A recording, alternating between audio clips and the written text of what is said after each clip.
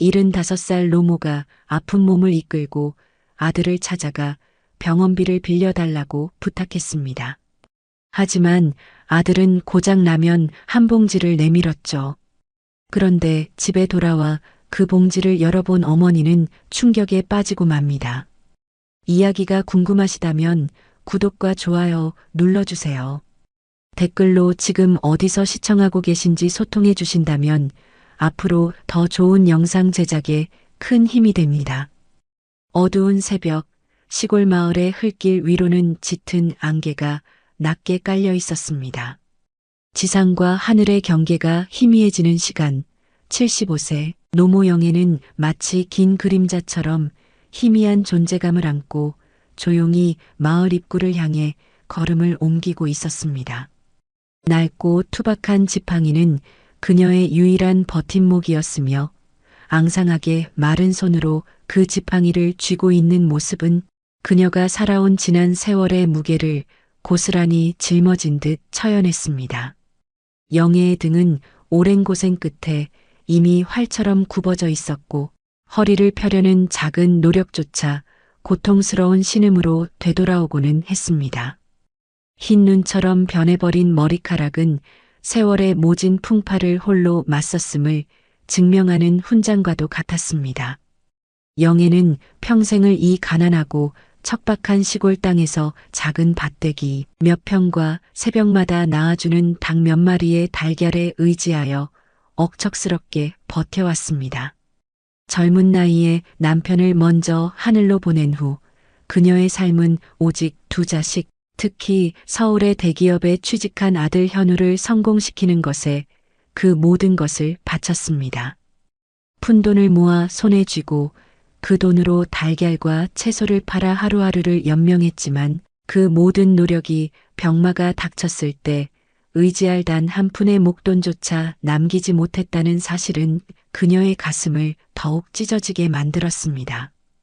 그녀의 굽어진 등처럼 그녀의 삶 또한 늘 고단함과 가난이라는 굴레 속에서 벗어나지 못했습니다. 몇 달 전부터 시작된 지독한 기침과 가슴을 짓누르는 통증은 밤잠까지 설치게 하며 그녀의 연약한 육신을 괴롭혔습니다. 처음에는 나이 들어 얻은 잔병이라며 대수롭지 않게 여겼지만 기력이 쇠해지는 속도가 너무나 빨랐습니다. 결국 동네 보건소 의사는 더 이상 집에서 버틸 문제가 아니라며 단호하게 경고했습니다. 의사는 큰 병원에 가서 반드시 정밀 검사를 받아야 하며 아마도 입원과 심장 수술까지 고려해야 할지도 모른다며 심각한 얼굴로 그녀의 눈을 바라보았습니다. 그 말을 듣는 순간 영애의 심장은 마치 멈춰버린 듯 쿵하고 내려앉았습니다. 자신의 목숨이 위태로운 것보다 더 큰 절망은 수천만 원에 달할지도 모를 그 엄청난 수술비를 어떻게 마련해야 할지 막막하다는 현실이었습니다. 그녀는 자신이 평생을 바쳐도 벗어날 수 없었던 가난이 이제는 자신의 생명까지 위협하고 있음을 깨달았습니다. 작은 밭에서 수확한 달걀과 채소를 팔아 모은 돈으로는 병원비는커녕 검사비도 댈 수 없었습니다. 절박함이 벼랑 끝까지 몰고 간 기분이었습니다. 그때 그녀의 머릿속에 섬광처럼 아들 현우의 얼굴이 떠올랐습니다.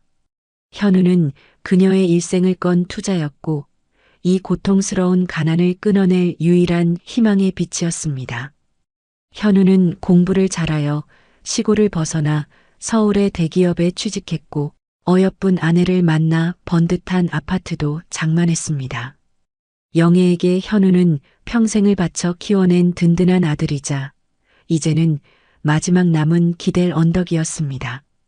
아들의 성공은 곧 자신의 고생이 헛되지 않았음을 증명하는 것이었기에 어머니의 마음속에는 늘 아들에 대한 자부심과 간절한 기대가 가득했습니다. 그러나 이제 와서 그 자랑스러운 아들에게 그것도 병원비를 빌려달라며 아쉬운 소리를 해야 한다는 사실은 그녀의 늙은 자존심을 무참히 짓밟았습니다. 평생을 악착같이 살아오며 누구에게도 고개 숙인 적 없었던 영애였습니다. 아들에게조차 가난하고 약한 모습을 보이고 싶지 않았습니다. 내가 너에게 평생을 바쳤다고 이제 와서 이런 부탁을 해도 될까? 아들에게 짐을 지우는 것은 아닐까? 하는 생각이 그녀의 마음을 끊임없이 괴롭혔습니다. 병은 그녀의 고통스러운 고민을 기다려주지 않았습니다. 밤새도록 이어지는 기침과 가슴 통증은 그녀의 의지를 꺾었고 그녀는 더 이상 버틸 수 없다는 절박함에 결국 아들을 찾아 서울행을 결심했습니다. 영애는 아침 첫 차를 타기 위해 아직 어둠이 가시지 않은 길을 지팡이에 의지한 채 걸었습니다. 새벽 공기는 폐 깊숙한 곳까지 차갑게 파고들었고 그녀의 가슴을 찌르는 듯한 고통에 기침이 터져 나오려는 것을 애써 참았습니다. 버스를 기다리는 동안 그녀는 나지막이 속삭였습니다. 현우가 이번 한 번만이라도 엄마 사정 좀 알아주면 좋으련만. 평생을 너희에게 바쳤는데 이 어미가 마지막으로 기댈 곳이 너밖에 없구나. 그 목소리에는 아들에 대한 간절한 기대와 혹시라도 아들이 자신을 외면할까 하는 두려움이 뒤섞여 있었습니다. 그녀는 버스 정류장의 차가운 벤치에 앉아 아들 현우가 적어놓고 간 메모장 속의 아파트 주소를 수없이 되뇌었습니다. 마침내 서울로 향하는 첫 차가 도착했고 그녀는 덜컹거리는 버스의 진동에 온몸의 뼈마디가 쑤시는 듯한 통증을 느껴야 했습니다. 버스가 몇 시간 동안 낯선 도시의 풍경을 향해 달리는 동안 영애는 창밖을 멍하니 바라보았습니다. 농촌의 푸근한 흑색 풍경이 점차 거대한 콘크리트 건물들로 바뀌는 모습을 보며 그녀는 자신이 사는 세계와 아들이 사는 세계가 얼마나 멀리 떨어져 있는지 실감했습니다. 도시의 화려한 빌딩 숲과 빽빽하게 늘어선 자동차들은 그녀의 소박한 삶과는 너무나 이질적이었습니다. 그녀의 손에는 꼬깃꼬깃 접힌 손수건이 쥐어져 있었고 그 안에는 혹시 모를 상황에 대비해 모아둔 몇 푼의 돈과 함께 아들을 향한 간절한 염원이 담겨 있었습니다. 그녀는 자신이 얼마나 초라한 모습으로 아들을 찾아가고 있는지 생각할수록 마음이 무거워졌습니다. 하지만 그녀는 믿었습니다. 모든 고생을 감내하며 키운 아들 현우는 분명 이 어미를 외면하지 않을 것이라고 그 믿음만이 그녀를 지탱하는 유일한 힘이었습니다. 긴 시간의 이동 끝에 정오가 되어서야 그녀는 마침내 아들 현우가 사는 서울의 아파트 단지에 도착하였습니다. 웅장한 아파트 건물들이 그녀를 내려다보는 듯 했습니다. 심장이 쿵쾅거렸습니다. 어머니의 간절한 소망을 품은 채 그녀는 아파트 동을 찾아 조심스럽게 걸음을 옮겼습니다. 현우의 집 문 앞 그녀는 떨리는 손으로 문을 두드렸습니다. 몇 번의 조심스러운 노크 끝에 잠시 후 화장을 곱게 한 며느리 미선이 문을 열었습니다. 미선은 시어머니의 초라한 모습에 살짝 미간을 찌푸리는 듯 했지만 이내 형식적인 미소를 지으며 차가운 목소리로 물었습니다. 어머니, 여긴 어쩐 일이세요? 오시기 전에 연락이라도 미리 주시지 그랬어요. 그 말 속에는 반가움보다는 불편함과 당황스러움이 더 크게 느껴졌습니다. 오랜 시간 덜컹거리는 버스를 타고 먼 길을 달려온 영애는 며느리의 냉정한 환대에 말문이 막혔고 멋쩍게 손만 연신 매만졌습니다. 그녀는 용기를 내어 조심스럽게 물었습니다. 내가 현우 좀 보려고 왔단다. 지금 집에 있니? 미선은 입꼬리를 살짝 올리며 방어적인 태도를 취했습니다. 방에서 일하는 중이에요. 하실 말씀 있으시면 저한테 하세요. 영애는 망설였습니다. 며느리에게 자신의 딱한 처지를 이야기하는 것이 몹시 부담스러웠지만 병은 사람을 기다려주지 않는다는 절박함이 그녀에게 용기를 주었습니다. 그녀는 떨리는 목소리로 자신의 상황을 어렵사리 설명했습니다. 요 며칠 몸이 너무 안 좋아서 의사가 큰 병원에 가보라고 하더구나. 어쩌면 수술까지 해야 할지도 모른다는데 내가 돈이 있어야지. 그래서 현우한테 조금만 도움을 받을 수 있을까 해서 왔다. 여기까지 말하며 영애의 눈시울이 붉어졌습니다. 자식에게 아쉬운 소리를 하는 것이 천갈래 만갈래 찢어지는 듯 고통스러웠습니다. 평생을 악착같이 살아온 그녀에게 이것은 구걸과 다름없는 일이었습니다. 그녀는 며느리의 차가운 눈빛 속에서 아들의 성공이 자신과 아들 사이에 쳐놓은 보이지 않는 장벽처럼 느껴졌습니다. 영애의 말을 듣는 며느리 미선은 듣는 내내 미간을 찌푸리며 불편한 기색을 숨기지 않았습니다. 그녀는 시골에서 짐이 될 시어머니가 올라온 것이 못마땅했습니다. 미선은 한숨을 쉬며 몸을 집 안으로 돌리더니 방을 향해 일부러 크게 소리쳤습니다.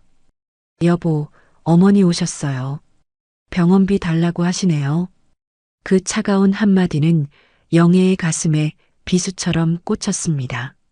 또렷하게 들려오는 그 말에 목이 꽉 매는 것 같았고 평생 아들을 위해 희생했던 모든 순간들이 주마등처럼 스쳐 지나갔습니다. 잠시 후 깔끔한 셔츠 차림의 현우가 스마트폰을 들고 방에서 나왔습니다. 그는 어머니를 힐끗 쳐다보며 형식적인 말투로 말했습니다. 또 편찮으세요? 그냥 시골 병원에서 치료받으면 돈도 덜 들 텐데 서울 큰 병원은 비싸기만 해요. 현우의 무심한 말투에 영애는 눈물이 핑 돌았습니다. 시골에서는 큰 병원에서 수술해야 한다더라. 안 그러면 위험하다고 했어. 그냥 검사받을 돈이라도 조금만. 현우는 눈물을 글썽이는 어머니를 보며 잠시 망설였지만 이내 현실적인 부담감과 아내의 싸늘한 시선에 용기를 낼 수 없었습니다. 현우는 인상을 쓰며 긴 한숨을 내쉬었습니다. 며느리 미선은 신경질적인 목소리로 현실적인 어려움을 나열했습니다. 여보, 우리도 요즘 힘들잖아. 아파트 할부금도 내야 하고 지훈이 학원비도 만만치 않고요. 현우는 어머니와 아내 사이에서 이러지도 저러지도 못하는 나약한 가장의 모습을 보였습니다. 그때 미선이 단호하고 짜증이 섞인 목소리로 말했습니다. 어머니, 시골에 있는 밭이라도 파셔서 보태시지 그러셔요? 이제 저희도 저희 가정을 꾸려야죠. 자꾸 이렇게 부담 주지 마시고요. 미선은 자신의 가정을 지키는 것이 최우선이라고 믿고 있었겠지만 그 말은 영애에게는 너무나 가혹한 비수가 되어 박혔습니다. 그 말을 듣는 순간 영애는 귀가 먹먹해지는 충격을 받았습니다. 밭을 팔라고요? 조상님께 물려받은 그리고 평생을 의지해온 그 땅을 말인가요? 그 땅은 그녀의 삶과 같은 것이었습니다. 차마 그럴 수는 없었습니다. 하지만 영애가 무어라 입을 떼기도 전에 현우는 부엌으로 들어가 작은 비닐봉지 하나를 들고 나와 식탁 위에 올려놓았습니다. 봉지 안에는 노모의 병원비 대신 라면 몇 개가 전부였습니다. 현우는 봉지를 내밀며 냉정하게 말했습니다. 어머니, 우선 이거라도 가져가세요. 저희도 방법을 찾아볼게요. 영애는 그 자리에 얼어붙었습니다.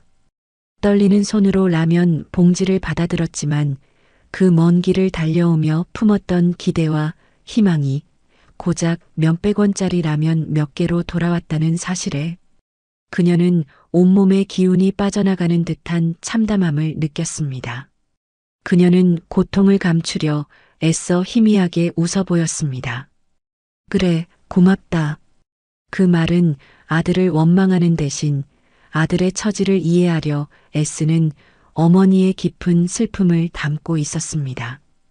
그녀는 천천히 몸을 일으켜 돌아섰습니다. 며느리 미선의 눈에는 어떤 동정심도 없었고 아들 현우는 이미 스마트폰을 들여다보며 방으로 들어가 버린 뒤였습니다. 그날 오후 영애는 다시 시외버스에 앉아 덜컹거리는 차창 밖을 멍하니 바라보며 고향으로 돌아왔습니다. 무릎 위에 놓인 라면 봉지는 바위보다 더 무겁게 느껴졌습니다. 70세의 노모는 울지 않았습니다. 그저 회색빛 하늘에 길게 늘어선 구름만을 하염없이 바라볼 뿐이었습니다. 그녀의 마음은 이미 갈갈이 찢겨 있었고 그녀의 절망은 창밖의 풍경만큼이나 아득했습니다. 고향집에 도착한 영애는 무릎 위에 놓였던 라면 봉지를 상위에 올려놓았습니다. 집안은 텅 빈 듯 고요했고 그녀의 고단한 그림자만이 희미하게 드리워져 있었습니다. 먼 길을 달려와 지친 몸이었지만 아들이 자신을 외면했다는 상실감은 그녀의 지친 육신보다 마음을 더 무겁게 짓눌렀습니다. 배고픔을 달래려 라면이라도 끓여 먹으려 봉지를 뜯는 순간이었습니다. 그녀는 문득 봉지 밑바닥에 무언가 두툼하고 딱딱한 것이 끼워져 있음을 발견했습니다. 봉지를 거칠게 뒤집자 흰 비닐 안에서 누런 봉투 하나가 툭 떨어져 나왔습니다. 영애의 심장이 마치 천둥처럼 쿵쾅거렸습니다. 설마 하는 마음에 떨리는 손으로 서둘러 봉투를 열었습니다. 봉투 안에는 꽤 두툼한 현금 다발과 함께 급하게 쓴 듯한 아들 현우의 필체가 담긴 쪽지 한 장이 들어 있었습니다. 어머니, 미선이 앞에서 대놓고 드릴 수가 없었어요. 용서하세요. 이 돈으로 꼭 큰 병원에서 치료받으세요. 이렇게밖에 못해드려 죄송합니다. 어머니. 쪽지를 읽는 순간 영애의 눈에서 뜨거운 눈물이 왈칵 쏟아졌습니다. 절망 끝에서 발견한 아들의 진심이었습니다. 그녀는 온몸을 떨며 돈 봉투를 가슴에 품고 오열했습니다. 기쁘면서도 한없이 서러웠습니다. 아들 현우는 여전히 이 어미를 생각하고 있었지만 아내의 눈치를 보느라 떳떳하게 돈을 건네지도 못하고 고장 라면 몇 개 속에 숨겨야 했던 것입니다. 평생을 아들을 위해 희생하며 살아왔는데 이제 와서 이런 식으로 아들의 마음을 확인하니 가슴 한편이 따뜻해지면서도 다른 한편으로는 아들이 처한 비참한 현실에 사무쳐 시리게 아파왔습니다. 이 못난 아들아, 왜 그 어린 아내가 무서워 어미에게 이리 숨겨야만 했느냐? 영애는 하염없이 눈물을 흘렸습니다. 마당에는 어느덧 붉은 노을이 지고 있었고 마지막 햇살이 그녀의 백발을 비추며 상처받은 마음을 어루만져주는 듯 했습니다. 그녀는 아들이 완전히 자신을 외면한 것은 아니라는 사실에 안도했습니다. 아들이 아내의 눈치를 볼지언정 어머니를 저버리지는 않았다는 사실에 영애는 비로소 깊은 잠에 들 수 있었습니다. 다음 날 아침 영애는 그 돈을 가지고 홀로 큰 병원으로 향했습니다. 정밀 검사를 마친 의사는 그녀의 심장병이 매우 심각하며 하루라도 빨리 수술을 진행해야 한다고 단호하게 말했습니다. 수천만 원에 달하는 수술비 이야기를 듣고 영애는 그 자리에 주저앉았습니다. 현우가 준 돈은 그녀의 예상대로 턱없이 부족했습니다. 복잡하고 사람들로 가득 찬 병원 복도에 멍하니 앉아 있자니 수많은 환자와 보호자들 사이에서 그녀 자신이 너무나 작고 외롭게 느껴졌습니다. 그녀는 현우에게 또다시 연락할 엄두가 나지 않았습니다. 이미 현우의 가정에 큰 짐을 지운 것만 같아 죄책감에 시달리고 있었습니다. 그때 영애는 둘째 딸 지은이 떠올랐습니다. 현우와 달리 지은은 가까운 동네로 시집을 갔습니다. 살림은 넉넉지 않아도 늘 엄마를 살뜰하게 챙겼습니다. 자주 들러밥도 해주고 옷도 지어주곤 했습니다. 지은이에게 부탁해볼까? 하는 생각이 들었지만 시집간 딸이 돈 문제를 마음대로 결정하기란 쉽지 않은 일임을 알기에 이내 고개를 저었습니다.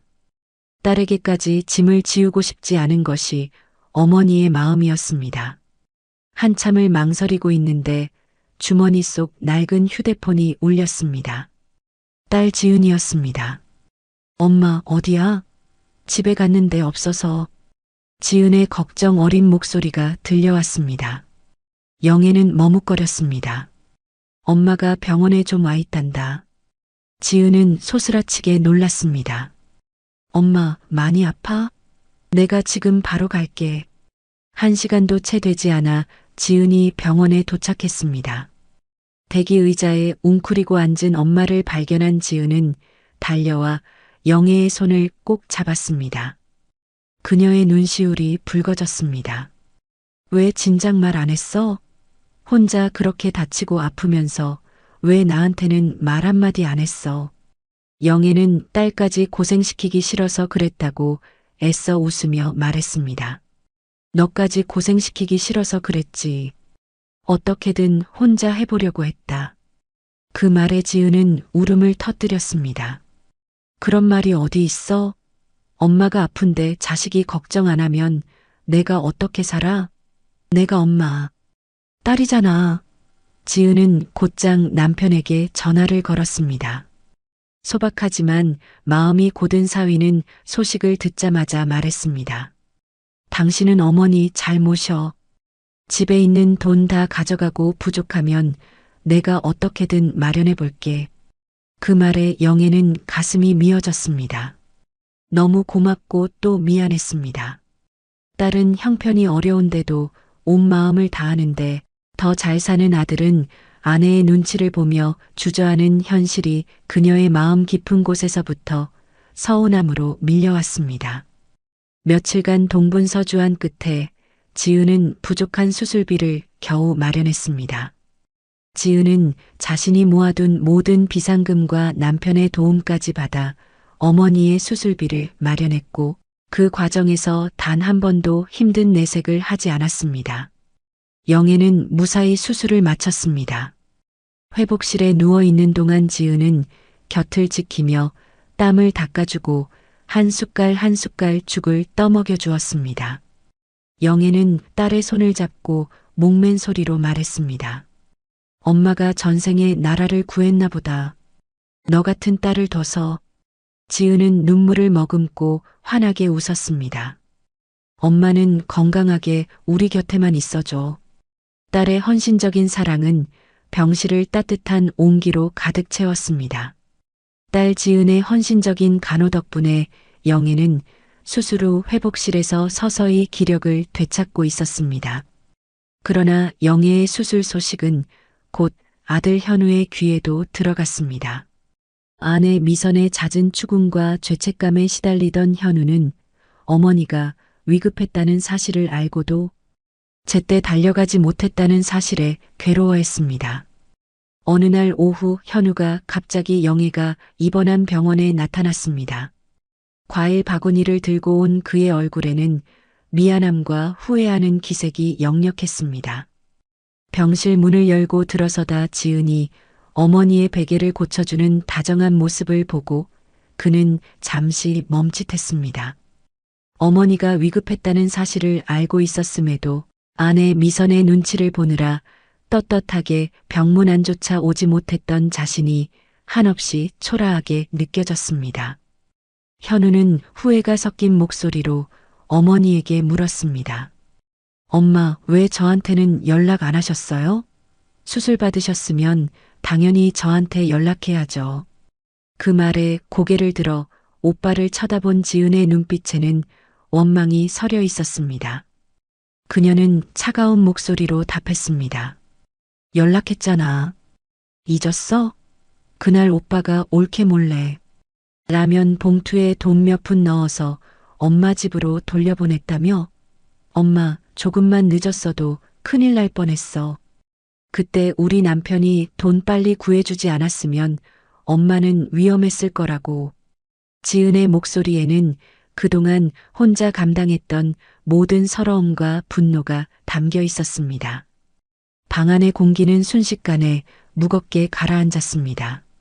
남매 사이에 흐르는 팽팽한 긴장감에 영애가 서둘러 나섰습니다. 이제 됐다. 너희들끼리 다투지 마라. 내가 이렇게 살아있는 것만으로도 고맙다. 현우는 고개를 숙였습니다. 손에 든 과일 바구니를 꽉 쥐는 그의 마음속에 죄책감이 밀려왔습니다. 그는 어머니를 사랑했지만 아내 미선과의 사이에 놓인 보이지 않는 벽을 넘을 용기가 없었습니다. 병상에 힘없이 누워있는 어머니의 모습은 그의 양심을 쿡쿡 찔렀고 숨이 막힐 지경이었습니다. 그는 그날 밤 집으로 돌아가는 길 병원 복도에 한참을 서 있었습니다. 어린 시절 비바람을 맞으며 자신을 키워낸 어머니의 헌신적인 모습이 떠올랐습니다. 그런데 정작 어머니가 가장 힘들 때 자신은 그녀를 외롭게 만들었습니다. 그 후회와 죄책감이 칼날처럼 그의 가슴을 파고들었습니다. 그는 자신이 아들로서도 한 가정의 가장으로서도 무능했다는 자괴감에 시달렸습니다. 반면 어머니 영애는 아픈 마음을 애써 감추었습니다. 자식들이 자신 때문에 싸우는 것을 원치 않았습니다. 그녀는 모성애야말로 가족을 묶어주는 유일한 끈이며 그것이 끊어지면 모든 것을 잃는다는 것을 잘 알고 있었습니다. 며칠 후 영애는 건강을 회복해 지은의 부축을 받으며 퇴원했습니다. 고향 집으로 돌아온 영애는 매일 저녁 마루에 앉아 노을을 바라보며 곁에 있는 딸 덕분에 마음의 위안을 얻었습니다. 하지만 마음 한구석에는 늘 아들 현우에 대한 걱정이 남아 있었습니다. 아들이 결코 무정한 아이는 아니며 단지 아내와 현실적인 상황에 얽매여 있을 뿐이라고 믿었습니다. 하지만 그녀는 알지 못했습니다. 자신이 입원한 사이 아들 현우의 집에는 이미 걷잡을 수 없는 폭풍이 불고 있었다는 사실을 말입니다. 며느리 미선은 남편이 몰래 어머니에게 돈을 줬을 거라 의심하며 날마다 남편을 추궁하고 있었습니다. 웃음소리 가득했던 부부의 집은 점점 더 얼음처럼 냉랭해지고 있었습니다. 영애가 퇴원해 고향 집에서 요양하는 동안 현우의 집안 분위기는 날이 갈수록 더 험악해졌습니다. 어머니가 수술을 받았다는 소식을 들은 날부터 미선의 의심은 확신으로 변해갔습니다. 미선은 남편 현우를 향한 신뢰를 잃어가고 있었고 그 불신은 곧 분노로 폭발했습니다. 어느 날 저녁 식사를 하던 미선은 젓가락을 내려놓으며 차갑게 남편에게 물었습니다. 솔직하게 말해봐요. 그날 어머니 오셨을 때 돈 드렸죠? 현우는 뜨끔했지만 애써 태연한 척했습니다.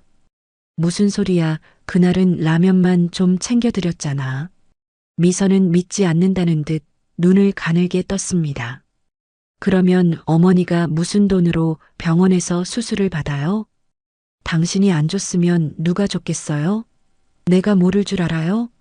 현우는 아무 말도 하지 못했습니다. 그의 흔들리는 눈빛과 밥그릇을 쥔 손에 들어간 힘이 모든 것을 말해주고 있었습니다.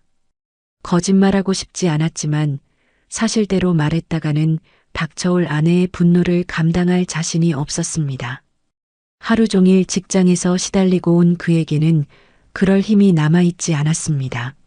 미선은 젓가락을 식탁에 내리치며 소리쳤습니다. 나 몰래 어머니한테 돈을 줬다 이거지? 부부가 서로 숨기는 게 있으면 그게 어떻게 가족이야? 현우는 고개를 들었습니다. 그의 눈은 붉게 충혈되어 있었습니다. 어머니는 내 어머니야. 편찮으신데 어떻게 모른 척해? 만약 무슨 일이라도 생기면 내가 평생 어떻게 살겠어? 그의 목소리에는 이제 더 이상 물러설 곳이 없는 아들의 절박함이 묻어 있었습니다. 남편 현우의 단호한 말에 미선은 벌떡 일어섰습니다. 분노와 서러움이 뒤섞인 목소리로 그녀는 남편을 몰아붙였습니다. 당신만 잘났지. 언제나 어머니 편만 들고. 그럼 이 집은? 우리 지훈이는? 어머니는 무슨 일? 생기면 딸이라도 도와줄 수 있지만 우린 누가 도와주는데요?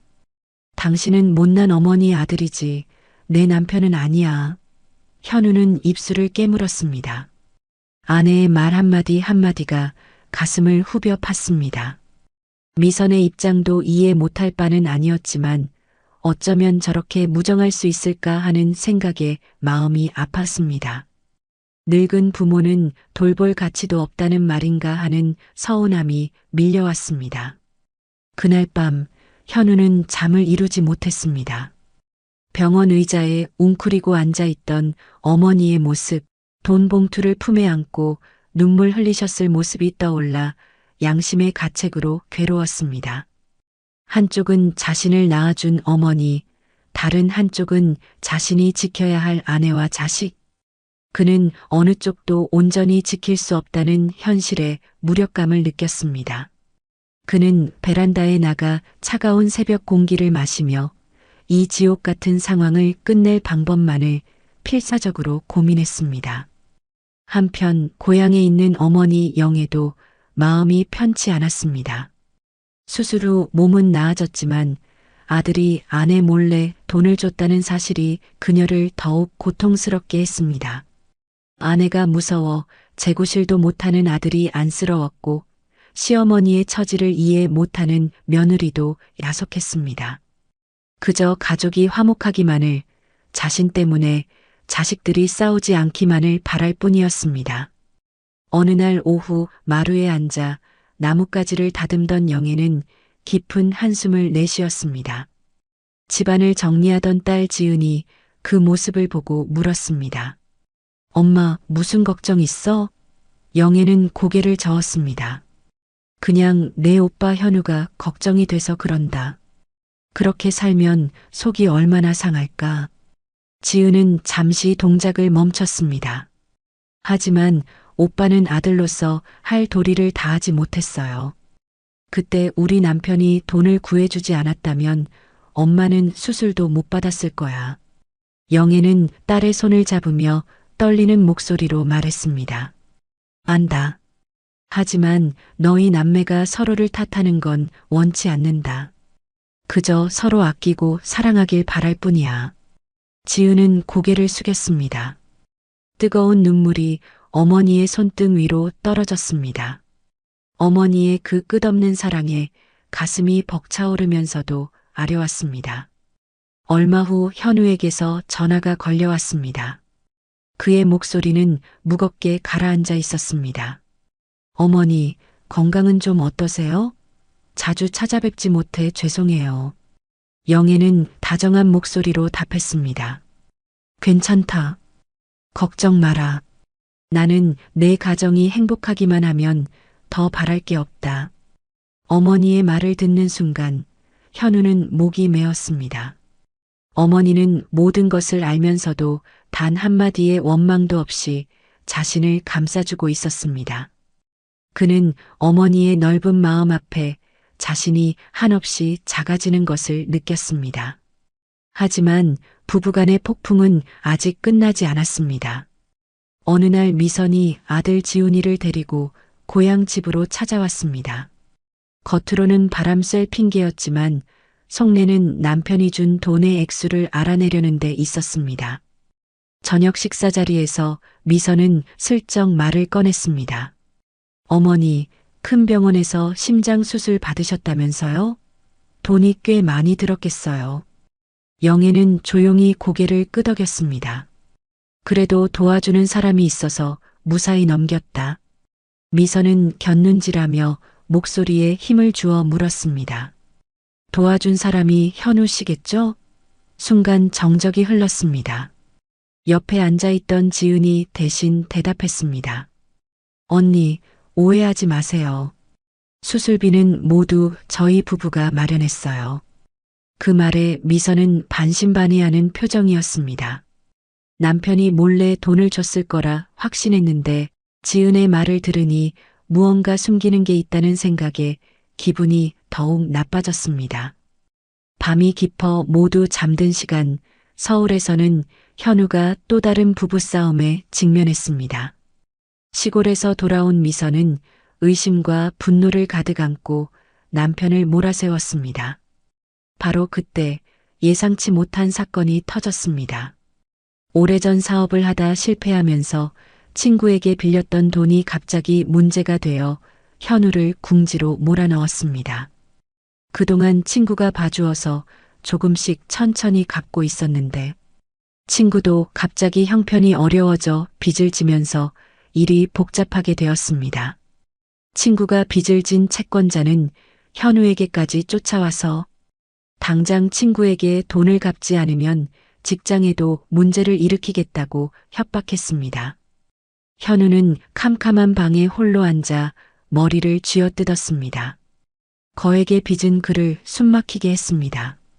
어머니에게 보냈던 돈 봉투, 어머니의 너그러운 눈빛, 내가 행복하면 그걸로 족하다던 말씀이 떠올랐습니다. 현우는 이 모든 고통이 단순히 돈을 마련하는 문제에서 그치는 것이 아님을 깨달았습니다. 그것은 곧 어머니를 향한 아들의 도리와 당장 자신의 안위와 가정을 지키려는 이기심 사이에서 어느 쪽에 짐을 져야 할지 선택해야 하는 가장 무거운 삶의 질문이었습니다. 어머니에게 도움을 받은 것은 불효가 아니었지만 아내에게 숨긴 것은 가족의 신뢰를 깬 치명적인 잘못이었습니다. 그는 자신의 나약함이 불러온 재앙 앞에 좌절했습니다. 드디어 그는 미선에게 모든 것을 솔직하게 고백해야겠다는 결심을 했습니다. 작은 방 안, 노란 불빛 아래 정적이 흘렀습니다. 시계 초침 소리마저 선명하게 들릴 정도였습니다. 현우는 며칠 밤을 꼬박 세운 듯 붉게 충혈된 눈으로 아내 미선과 마주 앉았습니다. 그는 낮지만 단호한 목소리로 말했습니다. 여보, 오늘 당신한테 전부 다 솔직하게 말하고 싶어. 당신이 아직 날 남편이라고 생각한다면 내 말 좀 들어줘. 미선은 혼란스러움과 경계심이 뒤섞인 눈빛으로 남편을 바라보았습니다. 며칠 동안 쌓여온 의심과 분노가 가득했습니다. 그녀는 팔짱을 낀 채 반쯤은 도전적으로 답했습니다. 그래, 말해봐요. 뭘 그렇게 숨겼는지 한번 드러나 봅시다. 현우는 길게 숨을 들이마신 뒤 천천히 입을 열었습니다. 맞아. 그날 어머니한테 돈 드렸어. 하지만 당신을 속이려던 게 아니라 어머니가 위독해 보이셨기 때문이야. 어머니가 돌아가시는 걸 그냥 보고만 있을 수는 없었어. 미선은 그 자리에 얼어붙었습니다. 그 고백은 칼날처럼 그녀의 가슴을 베었습니다. 모든 의심이 현실이 된 순간이었습니다. 그녀는 벌떡 일어나며 눈물을 글썽였습니다. 내가 제일 싫어하는 게 숨기는 거라고 했잖아요. 당신한테 나는 아내예요? 아니면 그냥 이 집에 사는 그림자예요? 현우는 고통을 억누르며 애원하듯 말했습니다. 미선아, 제발 내 입장을 좀 이해해줘. 어머니는 평생을 고생하며 날 키우셨어. 도와달라고 하시는데 어떻게 모른 척해? 만약 그때 내가 외면했다면 평생 양심의 가책을 안고 살아야 했을 거야. 미선은 떨리는 손으로 옷자락을 움켜쥐었습니다. 그럼 우리 집은요? 우리 지훈이는요? 당신이 어머니 걱정하는 동안 우리 빚은 누가 걱정해 주는데요? 현우는 목이 메었습니다. 아내의 말이 틀리지 않았다는 것을 스스로도 알고 있었습니다. 이 작은 가정을 꾸려나가는 것 또한 벅찬 현실이었습니다. 한참의 침묵 끝에 현우가 떨리는 목소리로 말했습니다. 당신한테 동의해달라고 애원하진 않을게. 그냥 이해해달라는 거야. 어떻게 되든 나는 어머니의 아들이야. 언젠가 어머니가 눈 감으셨을 때 내가 자식된 도리를 다하지 못했다면 평생 후회할 거야. 말을 마친 그는 자리에서 일어나 베란다로 나갔습니다. 미선은 방에 홀로 남아 눈물을 흘렸습니다. 그녀의 마음속에는 남편을 사랑하는 마음과 가난에 대한 두려움이 뒤엉켜 있었습니다. 며칠 후 현우는 채권자의 협박으로 직장 생활까지 위태로워졌습니다. 바로 그때 어머니 영애가 수술 후 합병증 의심으로 즉시 병원으로 다시 가야 한다는 비보가 날아들었습니다. 현우는 한밤중에 집을 뛰쳐나갔고 난생 처음 느껴보는 극심한 공포가 밀려왔습니다. 병원에 도착한 현우는 응급실 앞에서 절망에 빠진 동생 지은을 만났습니다. 오빠, 엄마, 지금 응급실에 계셔. 의사는 아직 아무것도 장담할 수 없대. 현우는 무력감이 파도처럼 휩쓸렸습니다. 잠시 후 아들 지훈이를 지인에게 맡기고 급하게 달려온 미선이 도착했습니다. 고개를 숙이고 앉아 있는 남편의 모습을 본 그녀는 순간 멈칫했습니다. 그 모습은 평소에 무심하던 남편이 아니었습니다. 어머니를 잃을지도 모른다는 공포 앞에 절망한 작고 연약한 한 아들의 모습이었습니다. 미선은 조용히 다가가 남편의 어깨에 손을 얹었습니다. 현우가 고개를 들었고 붉게 충혈된 두 사람의 눈이 마주쳤습니다.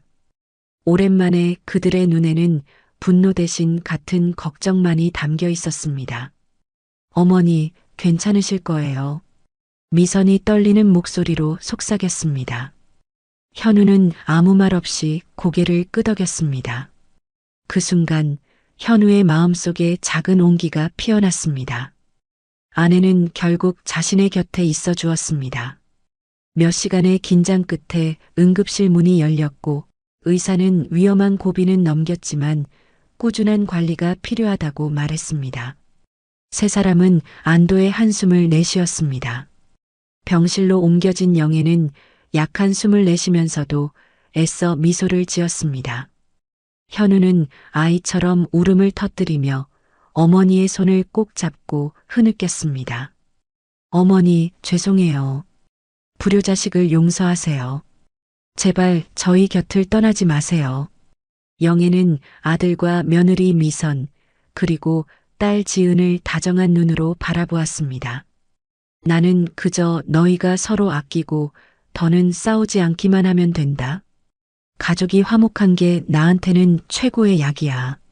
그 소박한 한마디에 세 사람은 말을 잃었습니다. 미선은 눈가가 뜨거워지는 것을 느꼈습니다. 그동안 돈 걱정만 하느라 늙고 약한 시어머니에게 가장 필요했던 것이 사랑과 관심이라는 사실을 잊고 있었습니다. 며칠 후 현우와 미선, 지은은 함께 모여 앉았습니다. 현우는 떨리는 손으로 거액의 치료비 청구서를 들고 있었고 미선은 잠시 고민하더니 조용히 말했습니다. 여보, 걱정 말아요. 우리가 어떻게든 해결할 수 있을 거예요. 제가 적금 깨서 보탤게요. 돈보다 당신이 무너지지 않는 게 중요해. 현우는 자신의 귀를 의심하며 아내를 바라보았습니다. 눈물이 차올라 목이 메었습니다. 그는 아내의 손을 꼭 잡았습니다. 미선 또한 남편의 고마워하는 눈빛을 보며 옳은 일을 했다고 생각했습니다. 때로는 행복이 돈에만 있는 것이 아니라 나눔과 혈연의 소중함을 아는 데 있다는 것을 깨달았습니다. 지은이 가져온 돈과 합쳐 현우는 겨우 어머니의 치료비를 마련할 수 있었습니다. 어머니의 치료비를 해결하고 나니 어깨가 조금은 가벼워졌지만 현우의 마음은 여전히 무거웠습니다. 아내에게까지 짐을 나누어 진 것 같은 기분 때문이었습니다. 그는 몇 배로 노력해야겠다고 다짐했습니다. 하지만 운명은 현우를 가만두지 않았습니다. 현우가 겨우 한숨 돌리려던 그때 채권자는 단순한 협박에 그치지 않고 현우의 직장까지 찾아가 상사에게 압력을 넣었습니다. 비보는 생각보다 빨리 찾아왔습니다. 부장은 굳은 얼굴로 서류철 하나를 책상에 던지며 차갑게 말했습니다. 김현우 씨, 개인적인 사정은 관심 없지만 이번 일은 회사 이미지에 큰 타격을 줬어. 일주일 안에 해결하지 못하면 당신 자리를 빼야 할 것 같군. 그 말을 듣는 순간 현우는 다리에 힘이 풀렸습니다. 이 직장은 가족의 유일한 생계 수단이었습니다. 그는 모든 것을 잃게 될 위기에 처한 기분이었습니다. 주말 오후 현우는 병원으로 돌아왔습니다. 미선과 지은이 어머니를 돌보고 있었습니다. 넋이 나간 채 들어오는 남편의 모습을 본 미선은 불길한 예감에 휩싸였습니다. 어머니 영애가 잠든 것을 확인한 후 미선은 남편을 복도로 끌고 나가 물었습니다. 솔직하게 말해봐요. 무슨 일이에요? 현우는 붉어진 눈으로 고개를 떨구었습니다. 쉰 목소리로 그는 아내에게 회사에서 있었던 일을 모두 고백했습니다. 미안해 여보. 나도 정말 잘하고 싶은데 지금은 어머니까지 아프시고 정말 어떻게 해야 할지 모르겠다. 미선은 목이 메었습니다. 상황이 생각보다 훨씬 심각하다는 것을 깨달았습니다. 지은도 뒤에서 대화를 엿듣고는 경악했습니다. 오빠 그게 무슨 소리야? 빚쟁이가 회사까지 찾아와서 깽판을 치다니. 현우는 힘겹게 고개를 숙였습니다. 지은은 한숨을 쉬었지만 더는 오빠를 탓하지 않았습니다. 그녀는 단호하게 말했습니다. 알았어. 내가 모아둔 주식 전부 다 뺄게. 이걸로 우선 막아. 대신 오빠 약속해. 이번 일이 마지막이야. 다시는 엄마랑 새언니 걱정시키는 일 없게 해야 해. 현우는 아내와 동생의 손을 잡고 흐느꼈습니다. 미안하다. 약속할게. 다시는 너희와 어머니를 걱정시키지 않을게. 이들의 대화는 병원 복도에 작은 울림을 만들었고 가족의 유대감은 더욱 단단하게 뭉쳤습니다. 며칠 후 현우는 조용히 병원 창가에 앉아 힘없이 저물어가는 노을을 바라보고 있었습니다. 옆에 앉아있던 미선이 조심스럽게 입을 열었습니다. 여보, 잠시 일을 쉬고 어머니랑 같이 고향에 내려가 있는 건 어때요? 모든 걸 다시 시작할 기회가 될 수도 있잖아요. 현우는 놀라서 아내를 쳐다보았습니다. 도시에서의 성공에만 매달려 살아온 그에게 고향으로 돌아간다는 것은 생각해 본 적도 없는 일이었습니다. 하지만 아내의 진심 어린 눈빛에 마음이 흔들렸습니다. 고향으로 돌아가자고? 네. 시골은 힘들겠지만 우리에겐 땅도 있고 이웃도 있잖아요. 작은 것부터 다시 시작할 수 있어요. 중요한 건 빚 없이 누구 눈치 보지 않고 마음 편하게 사는 거잖아요. 현우는 침묵했습니다. 어쩌면 고향으로 돌아가는 것이 유일한 탈출구일지도 모른다는 희미한 빗줄기가 마음속에 비치는 것 같았습니다. 다음 날 현우는 지은과 상의했습니다. 나도 그렇게 생각했어. 우리 고향은 가난해도 정이 넘치잖아. 오빠가 돌아오면 다들 도와줄 거야. 그날 저녁 남매가 병상에 둘러앉았을 때 영애가 조용히 눈을 떴습니다. 현우는 어머니에게 몸을 숙여 속삭였습니다. 어머니, 저 결심했어요. 어머니랑 같이 고향으로 돌아갈래요. 어머니 곁에서 지은이 곁에서 모든 걸 다시 시작하고 싶어요. 영애의 눈에서 눈물이 흘렀습니다. 앙상한 손으로 아들의 손을 꼭 잡았습니다. 정말이냐? 그렇게만 해준다면 내가 눈을 감아도 여한이 없겠다. 그날 밤 병원 창문으로 쏟아지는 달빛이 영애의 행복으로 빛나는 얼굴을 환하게 비추었습니다. 현우는 회사에 사표를 내고 짐을 정리해 어머니와 함께 고향으로 돌아왔습니다. 그날 저녁 소박한 밥상에 둘러앉은 가족의 얼굴에는 드디어 환한 웃음꽃이 피었습니다. 영애는 눈물을 글썽이며 말했습니다. 이제 너희가 정말 어른이 되었구나. 너희 아버지가 살아계셨다면 하늘에서도 기뻐하셨을 게다. 현우는 어머니의 손을 꼭 잡았습니다. 어머니, 다시는 속상하시는 일 없도록 제가 잘 모실게요. 어떤 어려움이 닥쳐도 제가 이겨낼게요. 미선도 조용히 고개를 끄덕였습니다. 그녀의 눈에는 이제 차가운 냉기가 아닌 따뜻한 믿음만이 가득했습니다. 현우와 미선 부부 그리고 지은이 함께 힘을 합쳐 고향에서의 새로운 삶을 일구기 시작했습니다. 시골에서의 삶은 점차 안정을 찾아갔습니다.